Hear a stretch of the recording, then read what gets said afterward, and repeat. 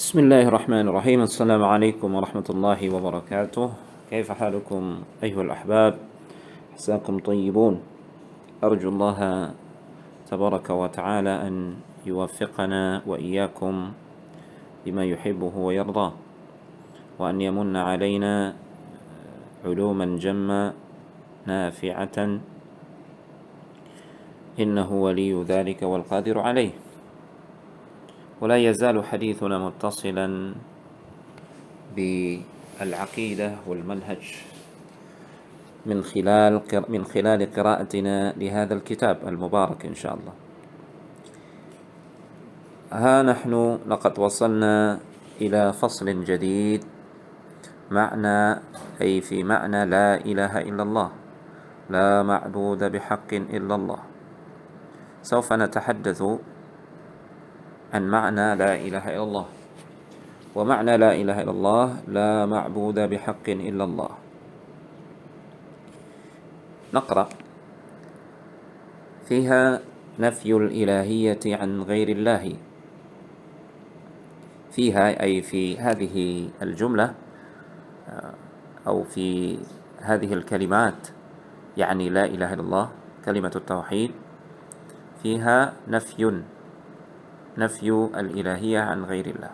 Di dalam kalimat ini terdapat penafian ilahiyah, maksudnya penafian adanya sesuatu yang berhak untuk diibadahi selain Allah Subhanahu wa taala. Wa itsbatuha lillahi wahdahu, dan terdapat penetapan ilahiyah itu atau peribadatan itu hanya untuk Allah semata. Awalan qala Allah Ta'ala fa'lam annahu la ilaha illallah. هنا ساق المؤلف رحمه الله تعالى قول الله عز وجل في سورة محمد حيث قال فاعلم، أي يأمرنا الله تبارك وتعالى بأن نعلم ونعرف أنه لا إله إلا الله، بأن نعرف حق المعرفة عن حقيقة أو معنى لا إله إلا الله. فالعلم بمعناها واجب، yang mengilmui tentang makna la ilaha illallah ini wajib hukumnya. Wa muqaddamun ala sairi arkanil Islam, dan dia dikedepankan di atas semua rukun-rukun Islam yang lain. Thaniyan, wa qala sallallahu alaihi wasallam man qala la ilaha illallah mukhlishan dakhala al-jannah.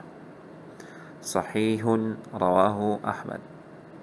هنا ساق المؤلف رحمه الله تعالى قول النبي عليه الصلاة والسلام في فضل كلمة التوحيد لا إله إلا الله. من قال بلا إله إلا الله مخلصا، يعني بقلب خالص من الشرك،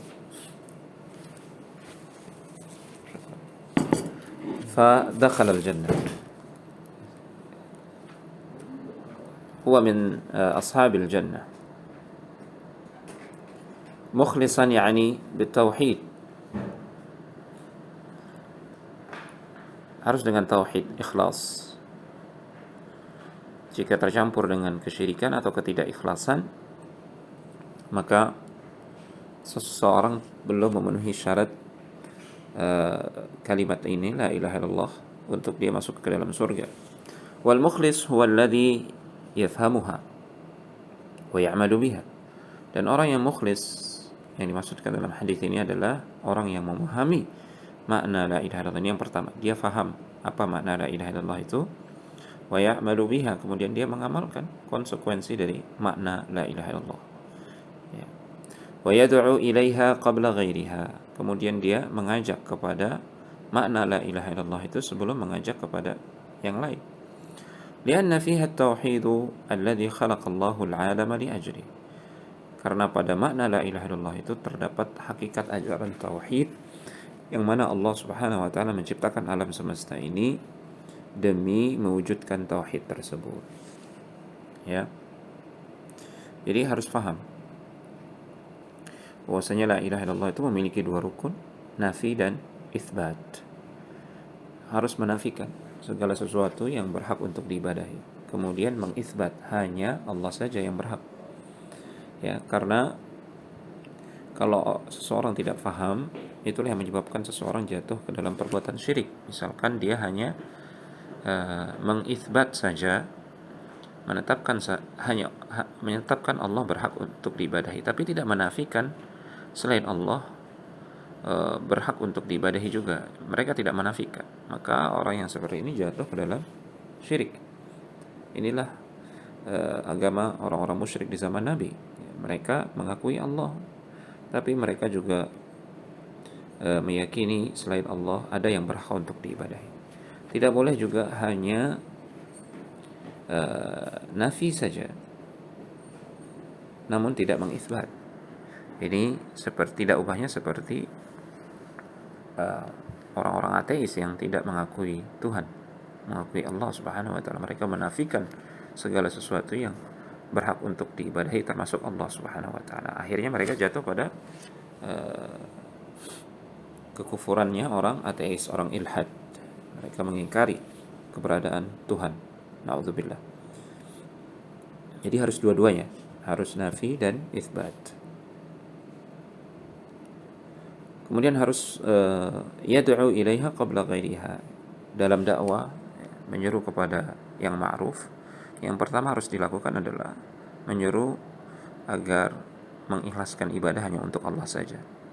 Ya, karena pada kalimat tauhid ini, ya, pada la ilaha illallah ini terdapat inti ajaran tauhid, yang mana itulah tujuan Allah Subhanahu wa taala menciptakan alam semesta. Al-thalith, wa qala Rasulullah sallallahu alaihi wasallam li'ammihi Abi Talib. Nabi sallallahu alaihi wasallam pernah berkata kepada Abu Talib, pamannya, hina hadarahul maut, ketika Abu Talib itu sedang sekarat. Ya am, qul, wahai paman, katakanlah la ilaha illallah, ya, kalimah uhajju laka biha indallah. Ini sebuah kalimat yang dengannya nanti aku akan membelamu di sisi Allah agar Allah menyelamatkanmu. Wa aba an yaqula la ilaha illallah. Namun pamannya itu enggan untuk mengucapkan la ilaha illallah. Dia lebih memilih untuk mati di atas agama Abdul Muttalib, agama nenek moyangnya. Hadis ini sahih diriwayatkan oleh Imam Al-Bukhari wa Muslim. Ar-rabi', baqiya ar-rasul sallallahu alaihi wasallam fi Makkah 13 aman. Rasulullah sallallahu alaihi wasallam beliau tinggal di Makkah setelah beliau diutus itu selama 13 tahun. Yad'ul araba qailan. Beliau mendakwahkan orang-orang Arab dengan menyeru, qulu la ilaha illallah, ucapkanlah la ilaha illallah, yakinilah la ilaha illallah.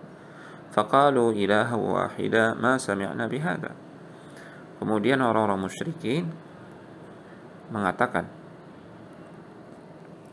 kita hanya menyembah satu Tuhan saja.